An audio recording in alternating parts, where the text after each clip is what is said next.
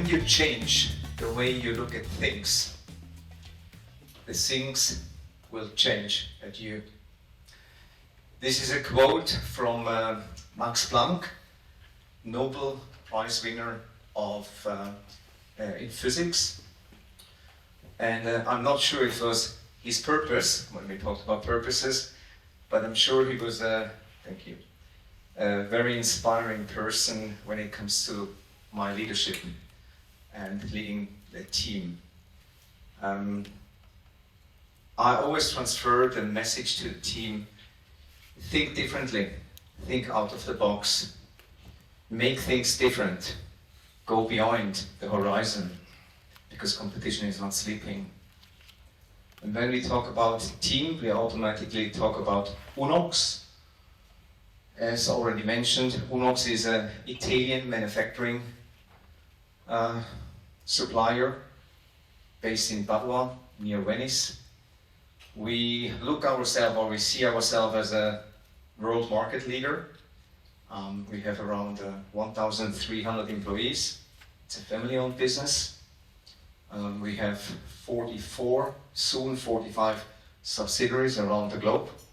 One is in Melbourne, and we try to drive the business in the next couple of years into a $1 billion company. We're producing combi steamers, convection ovens, speed ovens, and molding machines. What is our purpose? Thanks for the inspiration, Dr. Sabani, by the way, and thanks for the book. I start reading it.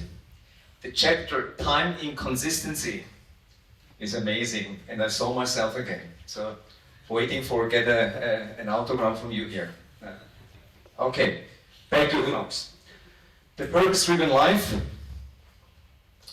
Why? What is our Unox? What is our purpose? Most companies, they have the revenue, the turnover, or shareholder values on top of their purposes. We see it a little bit differently. For us, it's all about customer benefit and customer satisfaction, driving by innovation towards our clients. Because if you achieve those two targets, the revenue is an automatic outcome. How? We provide tailor-made, innovative technology for the demands of our clients. And what we would like to do, we would like to engage with our customers, our clients, friends, competitors, industrial key leaders, kitchen consultants, kitchen planners, food consultants, to go the journey together, sharing best practice, learn from each other, sharing know-how, and go into the future innovation part.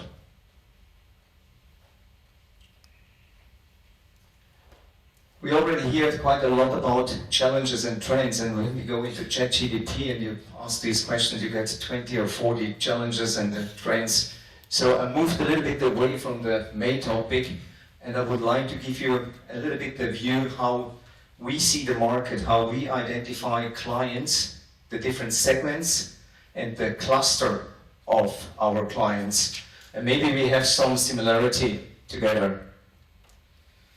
This is the way we identified the global kitchen potential for Unox.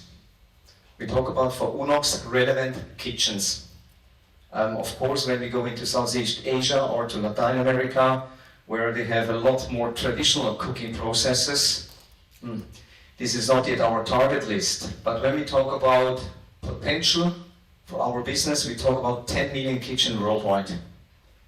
This is not something we put out of the paper. This is something we work together with industrial partners, market research institute like Bain Company, USA, and Kantar. And you can see the split. QSR, 1.8 million. It's one of our biggest market segments. But of course, also when we combine and calculate all the catering business together, we end up with 2.5 million potential kitchens which we could sell our products into the market.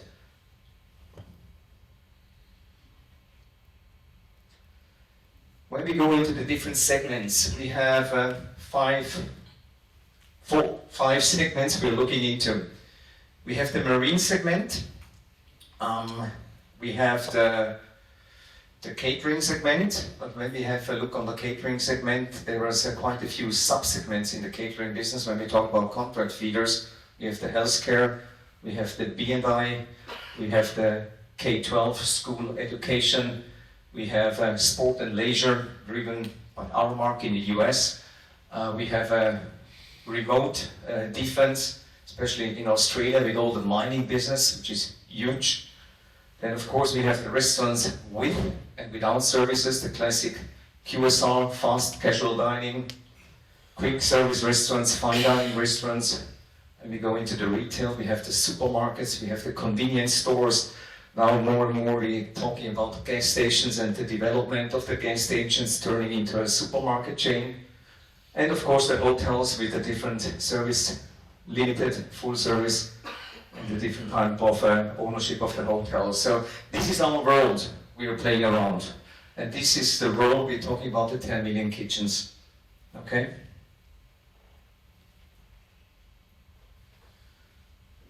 This is now an example how we identify the cluster catering, and I only have 2 slides here, but when you're going to have the handout, there is a slide about catering, about retail, about hotel and restaurants with and without services. I just want to show you here an example.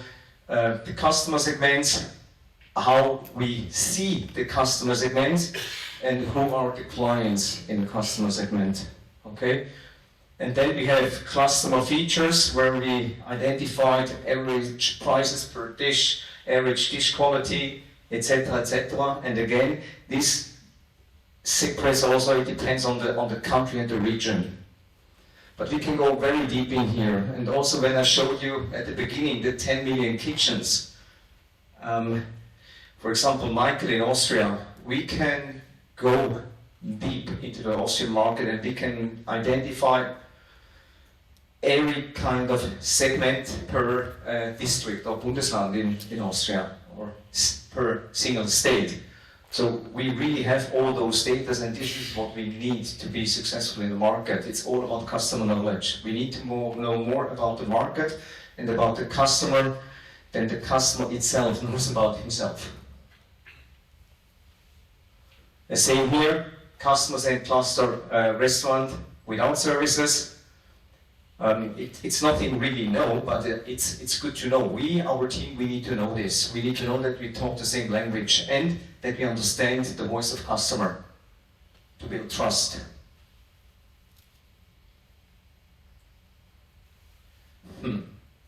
That's definitely food waste. Okay, that's something wrong.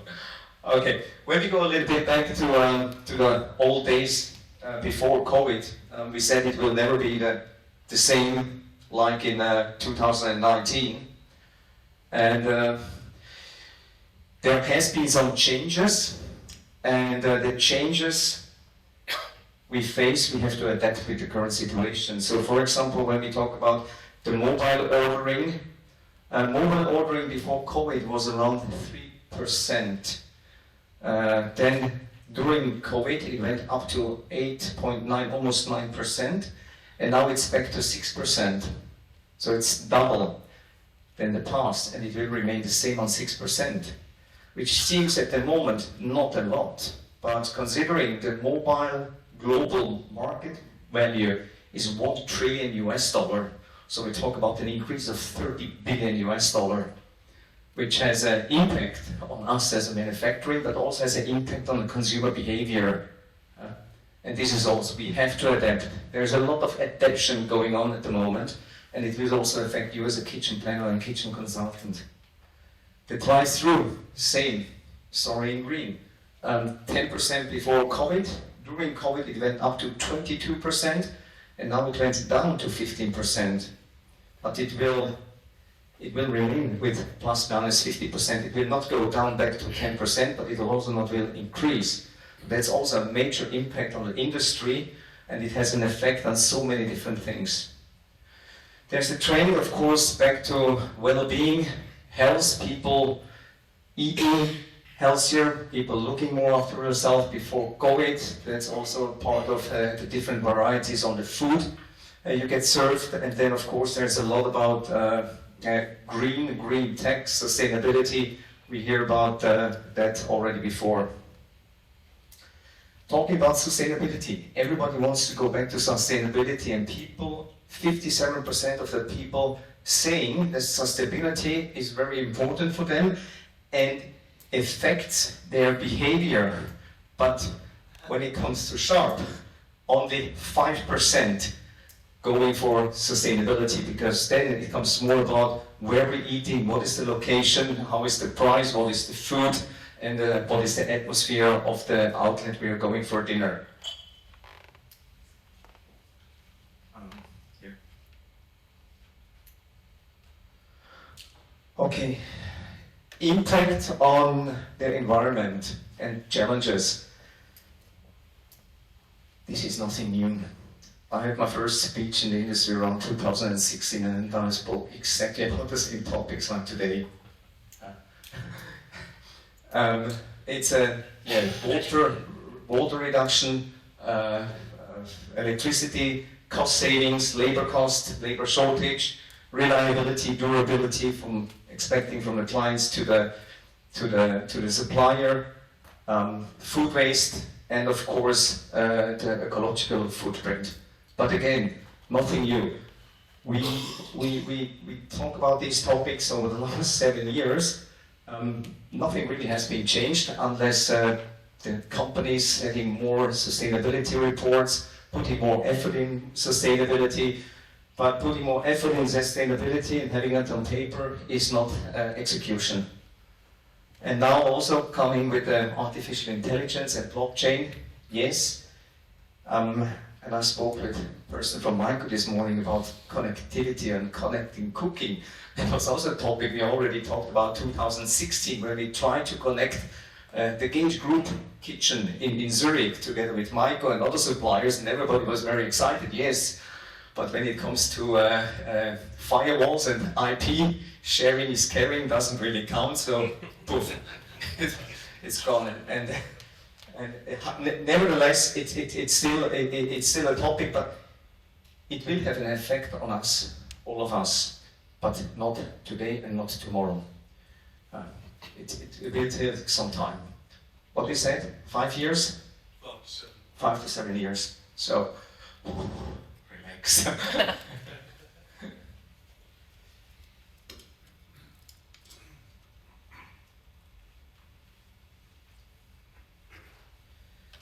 Yeah, trends. This is for us the trend. The gas station and the petrol business will turn into C-stores. This is an amazing development going on in so many different countries. I was in Poland, in the Netherlands, and BP and Shell are investing a lot of money to change their petrol station into super amazing C-stores, because people in the future, the development of electric vehicles is so big that people will spend much more time on the petrol station than going to the supermarkets, which will also have an effect apparently on the supermarkets. So there is a big move going on. For us, an amazing potential again as a supplier. And things are going definitely in the right direction. Robotics, AI-enabled equipment, blockchain and digitalization, yes, like I said before, it's a topic. Some companies driving the AI much harder than other companies, especially when we come to the big contract feeders like Aramark, Sodexo, and Elior and Compass. They intend the blockchain to create unchangeable database to track orders, payments, accounts, and other transactions. So this is something we can support with them through digitalization or data-driven cooking. Okay? So now the interesting part is, and please, this is just an assumption how we see it, okay?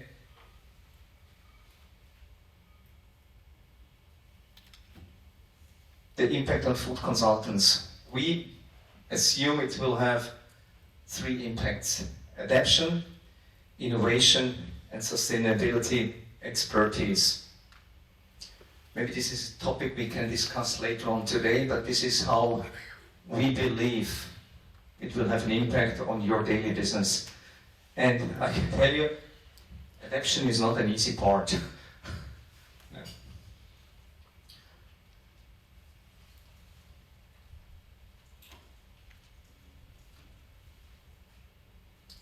The biggest challenge we have in our business is not all the challenges and all the trends we are facing at the moment. We know the challenges, we know the trends, we know the problems, the pain points of our clients, and we have a solution, or we will find a solution easily. But the biggest challenge is very unpredictable, because it's the complexity of our customers' buying centers. The biggest challenge is to deal with people. And maybe when we have a pitch from a new customer, or you have a new customer, you need to know your customer, you need to know in which segment he is active, you need to know his market, and you need to know the key people. And this is a classic buying center from one of the largest airline catering companies in the world. This guy's producing 210 or 220,000 meals per day for economy, premium first, and business class. Also, some goods going into the convenience stores and the lounge business. We have different stakeholders. We know the name and we know the positions. What we don't know is the role they have. An accessor can say no to the project, but he's not allowed to say yes to a project, but he's got the power to say no. Then we've got people they are not relevant. We've got a coach who helps us to access, who gives us the right internal information to move on. We have the endorser, which is not the decision maker, but he signs the check. The designer and the user. And we need to know those kind of people with their roles. We also need to know, when we go a step further, the power they have in their position. We need to know our personal relationship we have with those people. And of course, what is their opinion and what is their motivation? These are 10 or 11 individual people we are talking within a complex buying center process. And everybody has his own ego, and everybody has his own KPIs. And we need to understand those KPIs. What is not good on this picture here, this is something we have to work on it. What happened when our friend Ollie, which is decider, the highest impact on the decision, a super strong relationship, supportive towards UNOX. What is happening when he's leaving the company? Who's following in his step? So we always need to have a backup plan. We don't have it here at the moment. So it's almost a perfect buying center, but only almost. What we also don't see here, and this is also something you have to know, every buying center has a dead horse. And the dead horse is the person you made talking for half a year or a year, take him out for lunch and dinner, and he gives you the impression he can make the decision. Then you get a little bit pressure from your organization, then you go back to this guy and say, now it's time to make the next step, and then he tells you, sorry, it's not my call, I have a manager. Then you lose 6 months or a year of hard working, and that shouldn't be the case. So this is our daily challenge we're facing, and this is what we're working every day very hard in the entire organization, because if this works out, we the chances that we are successful in selling the product is very high. And again, who said that? I think Francis is not here. It's not just about the product. People making business with people. Okay?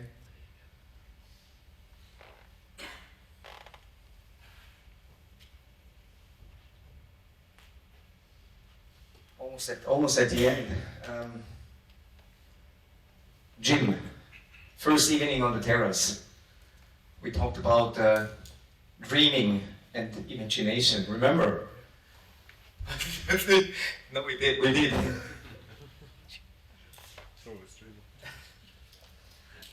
And the short conversation we had, it touched me, and I think I push also people always, imagine how could it be. So imagine there is a supplier who has product in the portfolio with technology who can support your business to make it more successful for your client. Or imagine there is a supplier who has products which the product is talking to you and you can talk to the product, and the machine is learning from you, and the machine can have a conversation with you and adapt changes. Or imagine the machine is so clever, like a chess computer, and start learning itself. Or imagine there's a product in the market like the hot fridge, which can perceive food for 3 days in serving temperatures without reheating to serve. And now think about the global kosher Jewish community, which are not allowed to use cooking equipment in a normal way on a Shabbat. Again, thinking out of the box. Or imagine there is a supplier, a manufacturing company in the market who opens the door, open the door for you to welcome you and join our scientists, our research and development department, sitting together, talking about today and talking about the future. Because there will be products coming in the future. Maybe, what's is missing now? Maybe we're going to have a product which the gasket is automatically open its door and the tray goes with robotic technique automatically into the gasket. Everything is possible.